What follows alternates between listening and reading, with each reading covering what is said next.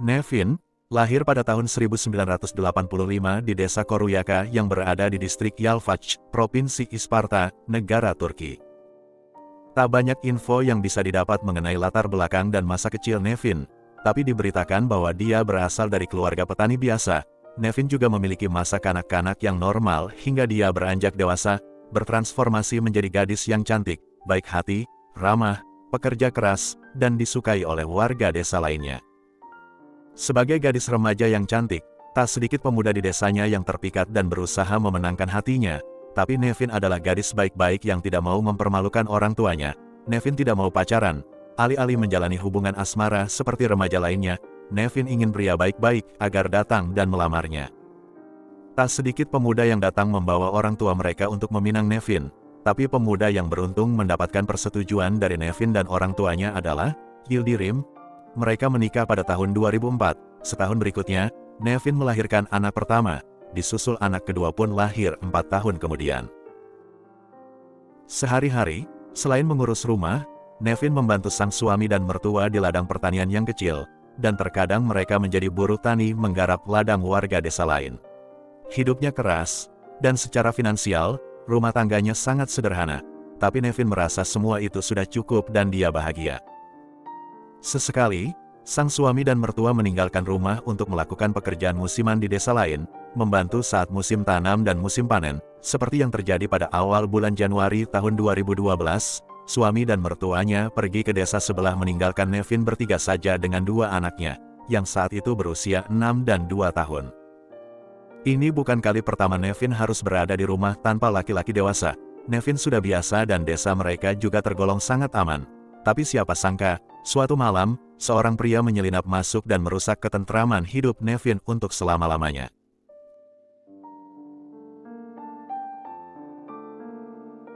Mundur ke beberapa tahun sebelumnya, saat Nevin masih gadis dan diperebutkan oleh para pemuda, salah satu yang tergila-gila terhadap Nevin adalah seorang pemuda begundal bernama Nurettin Gider. Sejatinya, pria ini adalah sepupu dari suami Nevin yang sekarang. Nurettin berkali-kali menyatakan perasaannya terhadap Nevin, bahkan membawa orang tuanya datang untuk melamar gadis itu. Tapi semua upayanya untuk mendapatkan Nevin berakhir dengan penolakan. Ketidaksukaan Nevin bukan tanpa alasan, karena saat itu, selain kelakuannya yang menjijikkan, Nurettin juga sedang menjalin hubungan dengan bibi Nevin.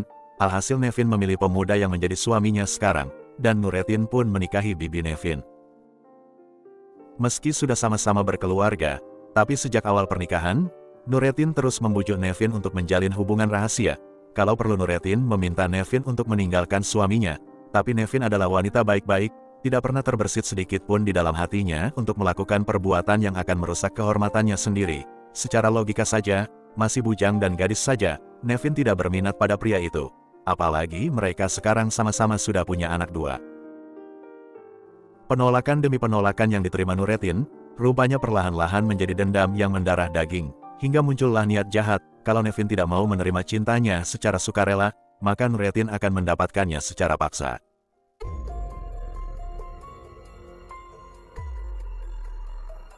Di awal bulan Januari tahun 2012, suami dan mertua Nevin pergi ke desa tetangga untuk melakukan pekerjaan musiman. Nevin ditinggal bertiga saja dengan 2 anaknya. Rupanya situasi itu sudah dipantau oleh Nurettin, yang akhirnya punya kesempatan untuk melancarkan aksi bejatnya kepada ibu 2 anak tersebut. Suatu malam, Nurettin berhasil menyelinap masuk ke rumah Nevin, yang saat itu sedang tidur dengan anak-anaknya. Nevin terbangun dan mendapati Nurettin sudah ada di sisi tempat tidurnya sambil mengarahkan moncong pistol ke kepalanya. Singkat cerita, Nurettin memaksa Nevin untuk berhubungan badan. Kalau Nevin menolak, tak hanya dia yang akan ditembak, tapi juga 2 anaknya yang sedang tertidur lelap. Merasa tak punya pilihan lain demi keselamatan anak-anaknya, Nevin pun terpaksa mengikuti kemauan bejat Nurettin di malam itu. Usai melampiaskan nafsu terkutuknya, Nurettin mengancam Nevin agar tidak buka mulut kalau mau hidupnya selamat. Setelahnya bajingan ini pun pergi. Pemerkosaan yang dia alami di malam itu, Nevin rahasiakan dan hanya menjadi traumanya sendiri. Dia diam bukan semata-mata karena takut dengan ancaman Nurettin, tapi kalau sampai tersebar kabar bahwa dia telah diperkosa oleh pria lain, marwahnya dan keluarga yang akan menjadi taruhan. Tapi rupanya, Kebejatan Nurettin tidak berhenti di aksi pertamanya. Bajingan ini belum puas dan terus-menerus mendatangi rumah Nevin saat pria-pria di rumah itu sedang pergi bekerja ke desa lain.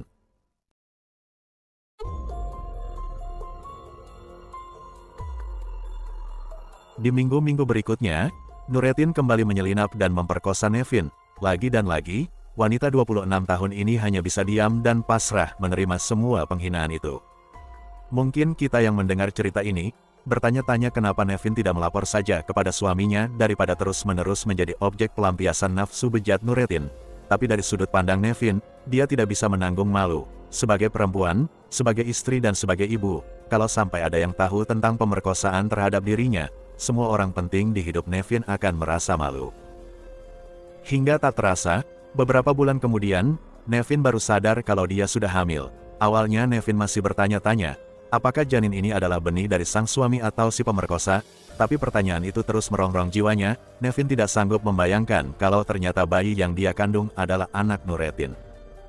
Nevin merahasiakan kehamilannya, sambil menggunakan cara-cara tradisional untuk melepaskan kandungan itu, tapi upayanya selalu gagal. Bulan demi bulan berlalu, Nurettin masih terus datang melecehkannya, sementara perut Nevin makin membesar. Di usia kandungan 4 bulan, Nevin memutuskan datang ke klinik untuk aborsi. Tapi dokter tidak mau melakukan permintaan Nevin. Alasan yang pertama, tindakan itu haruslah mendapatkan persetujuan dari suami sah Nevin, yang mana hal itu tidak mungkin, karena Nevin masih merahasiakan kehamilannya. Dan alasan yang kedua, peraturan di Turki hanya membolehkan tindakan aborsi untuk janin yang berusia maksimal 10 minggu, sementara pada saat itu Nevin sudah hamil 16 minggu atau sekitar 4 bulan. Nevin pulang ke rumah dalam keadaan frustasi, bingung dan masih belum tahu apa yang harus dia lakukan terhadap kandungannya. Sementara itu di kalangan warga desa, terdengar desas-desus bahwa Nevin adalah wanita murahan yang telah mengkhianati suaminya. Usut punya usut, ternyata, dalam salah satu aksi bejatnya, Nurettin diam-diam memotret tubuh telanjang Nevin yang terbaring di atas tempat tidur, lalu pria ini sesumbar ke teman-temannya, berkata bahwa dia dan Nevin memiliki hubungan asmara. Alhasil, karena terus menjadi buah bibir dan tatapan sinis warga desa, Nevin lebih banyak berdiam di rumah, mengurung diri dan menangis. Nevin merasa hidupnya sudah hancur. Cepat atau lambat suaminya juga pasti akan mendengar kabar tersebut. Belum selesai Nevin berkompromi dengan perasaannya yang kacau. Beberapa hari kemudian, putra sulungnya pulang ke rumah sambil menangis. Rupanya bocah itu diejek oleh teman-teman sekolahnya, yang berkata bahwa dia adalah putra seorang pelacur. Satu persatu kejadian menyakitkan itu mempengaruhi jiwa Nevin. Dia selama ini hanya diam saja menerima perlakuan bejat Nurettin, tapi rupanya pria itu malah menyombongkan diri dan mencoreng-moreng kehormatan Nevin di hadapan seluruh warga desa. Nevin sudah tidak bisa berdiam diri lagi.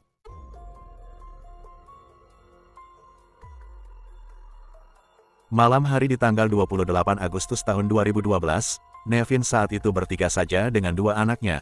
Sayup-sayup dari arah luar, dia mendengar langkah kaki mendekat. Nevin yakin bahwa itu pasti Nurettin yang datang dan ingin melecehkannya lagi. Mengendap-endap Nevin mengambil senapan milik mertuanya dan bersiap menyambut Nurettin masuk ke kamar. Begitu pria itu masuk, Nevin melepaskan tembakan yang mengenai punggung Nurettin.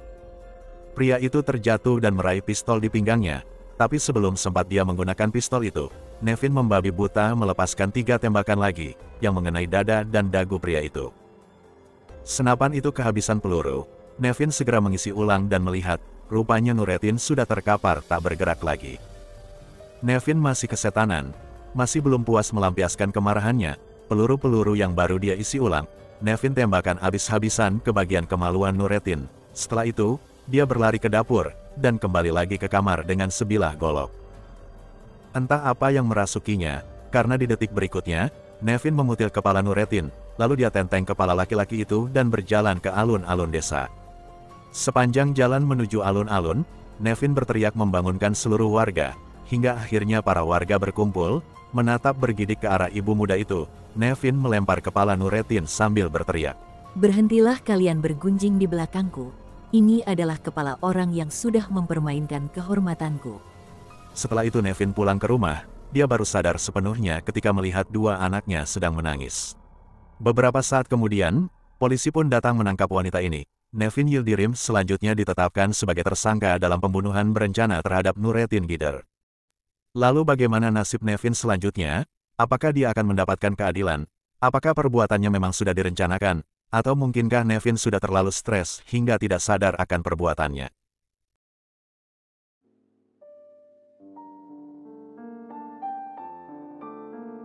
Saat berada di tahanan polisi sambil menunggu persidangannya dimulai, pada tanggal 17 November tahun 2012, Nevin melahirkan bayinya secara prematur. Tes DNA di kemudian hari mengungkap bahwa bayi itu adalah anak Nurettin Gider. Dalam sidang yang dimulai pada tanggal 4 Oktober tahun 2013, jaksa mendakwa Nevin Yildirim dengan tuntutan pembunuhan berencana atas motif untuk menutupi perselingkuhan Nevin dengan korban. Menurut jaksa, yang diperkuat dengan kesaksian istri serta keluarga korban, antara Nevin dan Nurettin telah terjalin perselingkuhan sejak 1 tahun sebelum kejadian. Perselingkuhan itu kemudian terbongkar karena Nurettin tak sengaja membocorkan foto bugil Nevin yang merasa sangat marah, malu, dan takut suaminya akan tahu.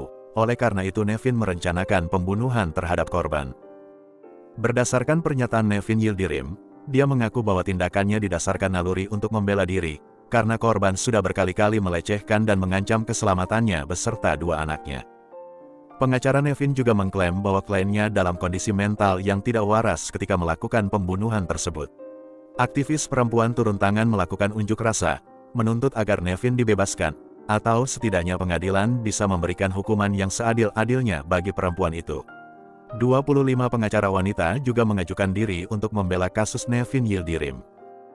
Pada tanggal 25 Maret tahun 2015, hakim menetapkan Nevin bersalah atas pembunuhan tidak disengaja. Selanjutnya, Nevin Yildirim divonis dengan hukuman penjara seumur hidup. Menanggapi putusan tersebut, publik marah dan turun ke jalanan, kembali menuntut agar Nevin bisa dibebaskan. Pihak pengacara juga mengklaim bahwa ada begitu banyak ketidakkonsistenan dalam keterangan para saksi. Mahkamah Agung membatalkan vonis Nevin, kasusnya diproses ulang dan sidang pun digelar kembali. Pada tanggal 3 Januari tahun 2018, hampir 5 tahun sejak kejadian pembunuhan, sidang ulang Nevin Yildirim digelar, yang ternyata tidak membuahkan hasil yang menggembirakan. Hakim tetap pada keputusannya, vonis penjara seumur hidup. Pihak Nevin Yildirim melakukan banding atas vonis tersebut, dan lagi-lagi upaya mereka untuk membebaskan Nevin tidak berhasil. Pada tanggal 22 Maret tahun 2018, Hakim Pengadilan Tinggi Ankara malah menyatakan bahwa Nevin Yildirim bersalah atas pembunuhan berencana. Hakim tersebut menguatkan vonis sebelumnya, penjara seumur hidup. Nevin Yildirim melalui pengacaranya mengajukan kasasi ke Mahkamah Agung. Lagi-lagi mereka harus menelan pil pahit kekecewaan. Pada tanggal 17 Juni tahun 2023, Mahkamah Agung menetapkan bahwa vonis sudah sesuai. Pengacara Nevin Yildirim menyatakan bahwa mereka akan menggugat putusan itu hingga ke Mahkamah Konstitusi dan Pengadilan Hak Asasi Manusia Eropa. Tapi hingga kini, belum ada update terbaru terkait kasus Nevin Yildirim. Pengadilan dan vonis terhadap kasus Nevin Yildirim sangat mengecewakan para perempuan di Turki. Seorang wanita tidak akan pernah mendapatkan keadilan di Turki. Bahkan pengadilan tidak mempertimbangkan bahwa Nevin telah berkelakuan baik selama persidangan. Tidak ada satu hal baik pun dalam diri Nevin yang bisa membebaskannya dari hukuman penjara seumur hidup. Itulah tadi kisah nyata kasus kriminal yang terjadi pada Nevin Yildirim, wanita yang membunuh sepupu suaminya yang telah melecehkan dan mengancam keselamatannya selama berbulan-bulan. Sebelum saya akhiri kisah ini, mari kita simak surat yang Nevin tulis dari balik jeruji besi sebagai berikut.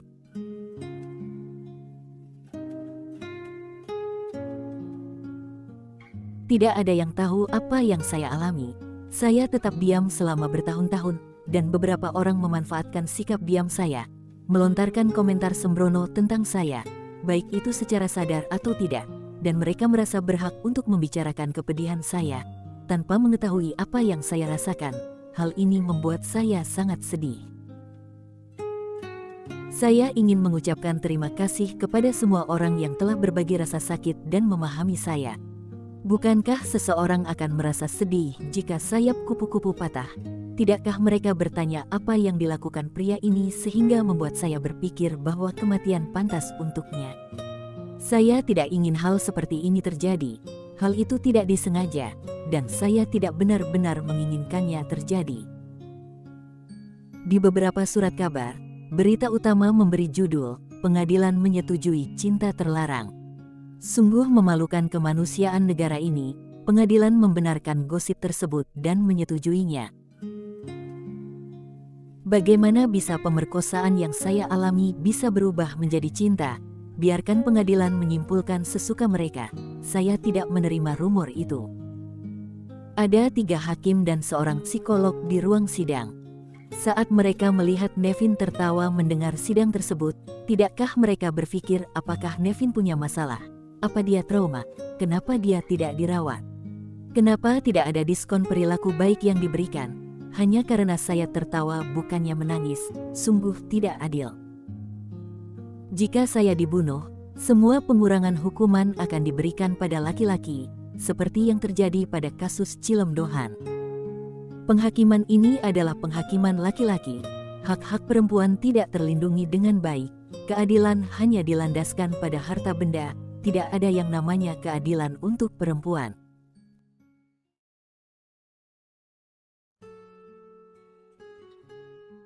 Saima Khan, wanita keturunan Pakistan yang tinggal di Belanda.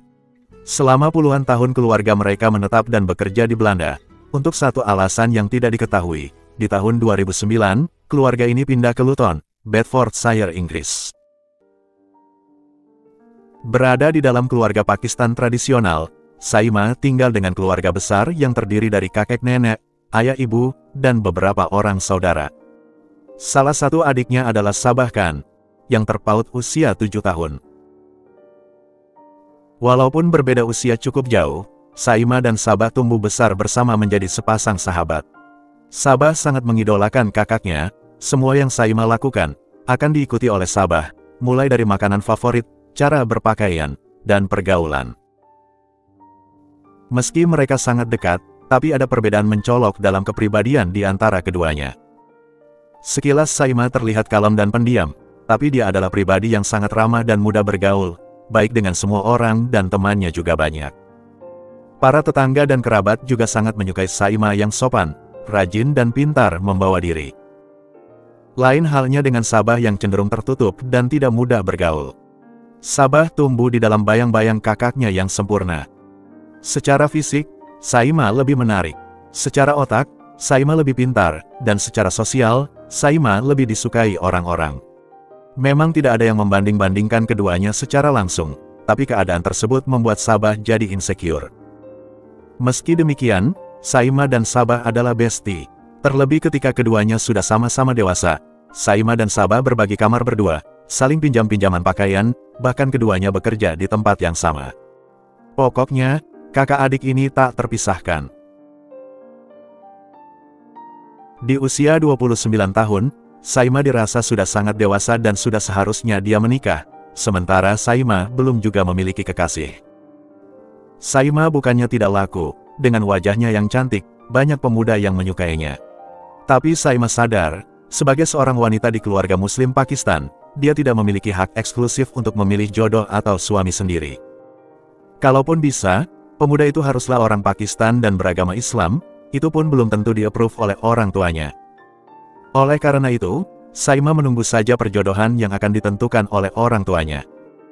Di tahun 2011, calon suami untuk Saima sudah ditetapkan.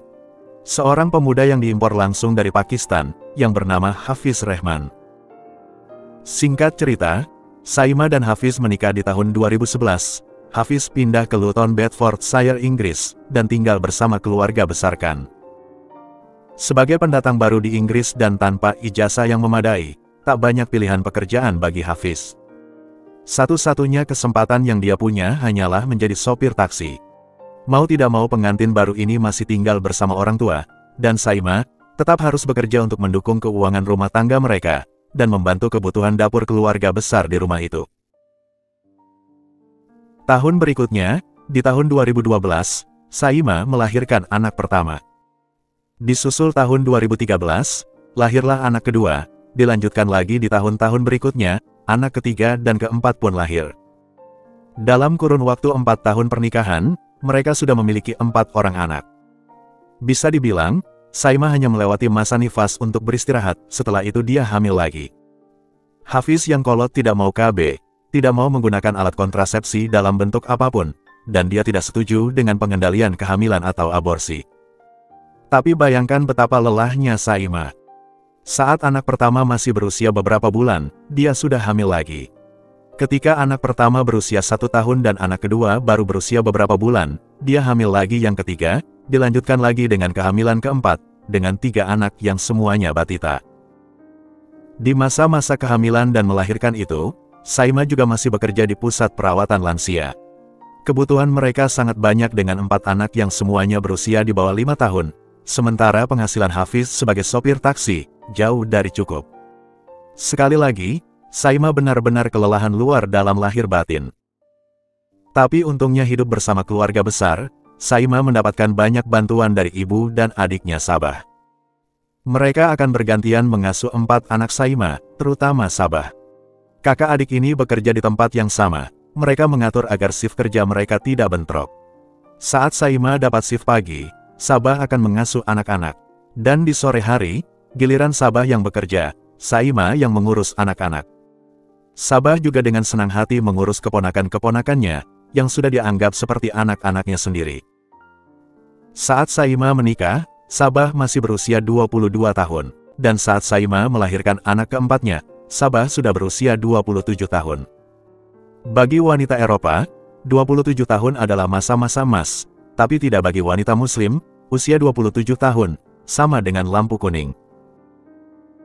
Sabah mendampingi kakaknya Saima dari tahun ke tahun, membantunya mengurus anak dan lain sebagainya. Tapi jauh di lubuk hati, Sabah juga ingin menikah dan memiliki kehidupan seperti Saima. Seperti yang sudah digambarkan di awal, Sabah sangat mengidolakan Saima. Semua yang Saima kerjakan, akan dicontoh. Dan melihat Saima bahagia dengan pernikahannya, Sabah pun mau menikah. Sabah yang tidak secantik Saima, sebenarnya pernah memiliki seorang kekasih yang ingin menikahinya. Tapi apa daya, lelaki yang dia pacari sejak kuliah itu, adalah orang Inggris, bukan Pakistan. Terlebih lagi, pemuda itu bukan seorang Muslim. Dan hubungan itu harus berakhir karena tak mendapat restu orang tua. Kandasnya cinta Sabah, bertepatan dengan lahirnya anak pertama Saima. Di masa-masa patah hati dan depresi, Hafiz datang menghampiri. Kakak iparnya itu sedang cuti dalam tanda kutip, karena Saima baru saja melahirkan. Entah rayuan maut apa yang dilancarkan Hafiz, yang pasti, Sabah mulai jatuh ke pelukannya. Sabah yang masih muda, Sabah yang baru putus cinta, Sabah yang terluka, menerima uluran tangan Hafiz yang penuh nafsu. Dan sejak tahun 2012, terjalinlah asmara terlarang antara dua saudara ipar. Secara langsung atau tersirat, Hafiz berhasil meyakinkan Sabah bahwa dialah yang Hafiz cintai. Dia menikahi Saima karena perjodohan, tidak ada cinta. Dan menikahi Saima juga menjadi tiket baginya untuk tinggal di Inggris. Mereka menjalani hubungan perselingkuhan itu dengan sangat aman, karena Saima dan Sabah bekerja dengan shift yang berbeda. Saat Saima sedang bekerja, Sabah di rumah mengasuh 4 keponakannya, ditemani oleh Hafiz. Ada masa di rumah hanya ada Sabah dan anak-anak, di saat itulah mereka akan bercinta. Sesekali, Hafiz dan Sabah akan sembunyi-sembunyi bercinta di taksi Hafiz, atau check-in di hotel. Hingga tak lama kemudian, Hafiz yang tidak mau pakai kondom ini, menghamili Sabah. Seorang wanita Pakistan Muslim, hamil di luar nikah. 1 poin itu saja sudah cukup untuk membuatnya diamuk oleh keluarganya. Ditambah lagi, ayah dari janinnya adalah suami kakak kandungnya sendiri. Apa nggak mati berdiri itu orang tuanya? Jadi Sabah tidak punya pilihan lain, kecuali hancur hati Sabah harus merelakan calon anaknya pergi. Sementara itu, dia terus mengasuh 4 keponakannya yang lucu-lucu. Wajah Sabah tersenyum, tapi hatinya menangis. Namun rupanya, hubungan itu terus berlanjut hingga tahun-tahun berikutnya. Bahkan menjadi semakin dalam bagi Sabah. Dia mencintai Hafiz, dan ingin menikah dengan kakak iparnya itu. Sementara itu, Saima tidak tahu sama sekali kalau suami dan adiknya selingkuh selama 4 tahun pernikahan mereka. Saya tidak bermaksud untuk membenarkan perbuatan Sabah, tapi di sini, ada 2 orang yang bersalah. Hafiz sama bersalahnya dengan Sabah. Kita tidak tahu, rayuan atau janji-janji apa yang Hafiz berikan, hingga Sabah mau mengkhianati kakak yang dia cintai. Sabah sangat mengidolakan kakaknya, dan ingin punya kehidupan seperti Saima. Menikah, memiliki anak, dengan pria yang dicintai. Tapi masalahnya, Sabah mencintai suami kakaknya. Bertahun-tahun mereka tinggal di bawah satu atap. Sabah menyaksikan Hafiz yang memainkan peran sebagai suami baik dan setia. Tapi saat Saima melahirkan, Hafiz akan berpaling ke Sabah untuk pelampiasan nafsunya. Sabah yang bodoh, benar-benar bodoh, dimanipulasi sedemikian rupa oleh Hafiz. Menurut saya, pria inilah pengkhianat sejati. Dia dengan sadar masuk ke rumah keluarga Khan sebagai menantu, numpang hidup dan tinggal di sana dengan penghasilannya sebagai sopir taksi. Setelah itu dia menggoda anak gadis di keluarga tersebut. Jujur saja, tanpa bermaksud merendahkan pekerjaan sopir taksi, memangnya berapa penghasilan Hafiz? Apakah cukup untuk menghidupi istri dan 4 anaknya? Dan kalau mereka tidak menumpang di rumah keluarga Khan, berarti pengeluaran mereka bertambah untuk bayar kontrakan rumah dan tagihan lainnya.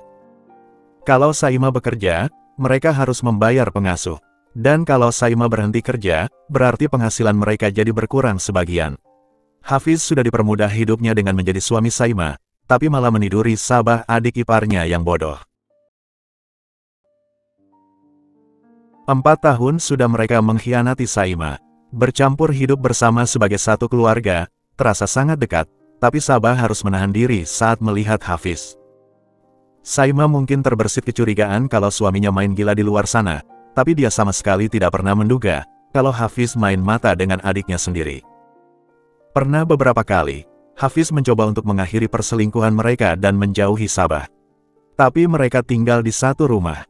Sangat sulit untuk tidak saling bertemu dan membuang rasa nafsu. Terlebih saat Saima melahirkan anak-anak berikutnya, Hafiz yang nafsunya tinggi, kembali menghampiri Sabah. Hafiz datang dan pergi dari hati Sabah, mungkin menganggap kalau itu hanya sebatas hubungan fisik saja.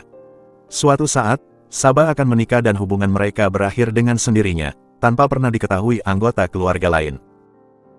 Tapi berbeda dengan Sabah, dari tahun ke tahun, cintanya semakin dalam kepada Hafiz. Saking cintanya, dia rela menjadi istri kedua. Tidak apa-apa, Sabah sayang sama kakaknya, Sabah juga sayang sama keponakan-keponakannya. Dia tidak akan egois dan mau berbagi. Yang penting, dia menikah dengan Hafiz, dan bisa memiliki anak dari pria itu. Ide Sabah terdengar bagus menurut Hafiz. Dia pun mengungkapkan keinginannya ingin menikahi Sabah kepada Saima, dan tentu saja, Saima menolak mentah-mentah. Hafiz bahkan sempat bertanya kepada seorang ustadz atau imam, apakah boleh dia menikahi 2 perempuan yang bersaudara kandung bersamaan. Hasilnya, menurut sang imam, itu tidak boleh dan haram hukumnya. Saima yang mendapati ternyata Hafiz suaminya, ada rasa ketertarikan pada adiknya, menjadi khawatir akan keselamatan Sabah. Dia tidak ingin Sabah nanti kenapa-kenapa, gara-gara suaminya tidak bisa menahan diri. Akhirnya mereka berembuk dan sepakat untuk keluar dan pindah dari rumah keluarga. Demi kebaikan bersama, daripada terjadi sesuatu yang tidak diinginkan, itu yang ada di pikiran Saima, dia tidak tahu, kalau sesuatu yang tidak diinginkan itu, sudah terjadi sejak 4 tahun yang lalu. Di sisi lain, mendapati kakaknya berencana untuk pindah, Sabah menjadi panik.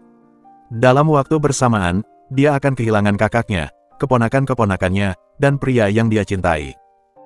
Tapi mau bagaimana lagi, menurut Hafiz, dia tidak bisa menikahi 2 perempuan saudara kandung secara bersamaan, jadi Hafiz memilih Saima, yang sudah resmi menjadi istrinya, dan memberikan 4 anak dalam pernikahan mereka.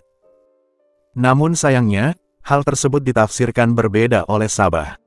Kalau kondisinya demikian, berarti Saima harus ditiadakan terlebih dahulu, baru Hafiz bisa menikahinya.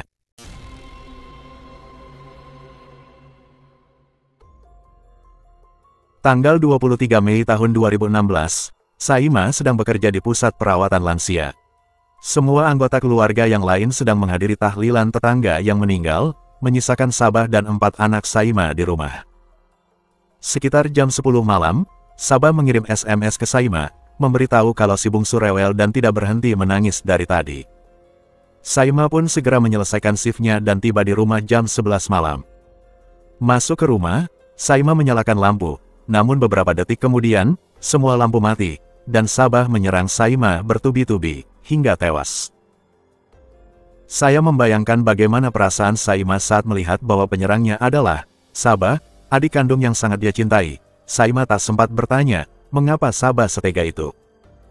Anak tertua sempat mendengar keributan, keluar kamar dan bertanya pada bibinya, apa yang bibi lakukan pada ibu? Sabah langsung menyuruhnya masuk dan bersembunyi di kamar. Ada perampok di dalam rumah, kata Sabah.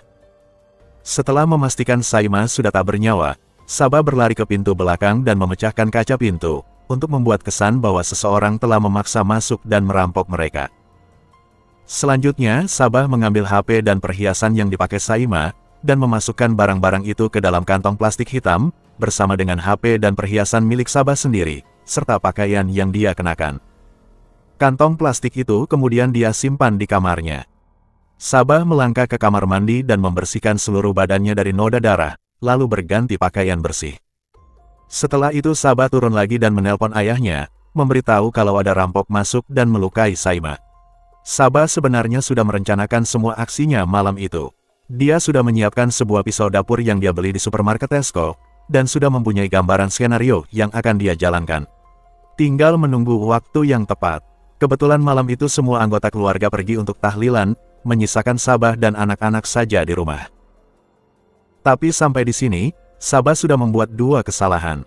Yang pertama, dia menyimpan barang bukti kejahatan di kamar, dengan kata lain adalah tempat kejadian perkara.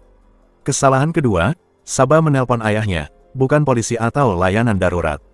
Untuk poin kedua masih bisa dianggap kalau Sabah panik dan tidak tahu harus menghubungi siapa untuk meminta tolong. Yang muncul di pikirannya pertama kali adalah menelpon ayahnya. Sang ayah menelpon polisi dan semua anggota keluarga pulang ke rumah. Saat mereka tiba di rumah, pemandangan yang sangat menyakitkan terpampang di depan mata. Saima meninggal dengan cara yang sangat mengenaskan. Berikut ini adalah video rekaman saat polisi tiba di rumah keluarga Khan, dan Sabah memberikan keterangan.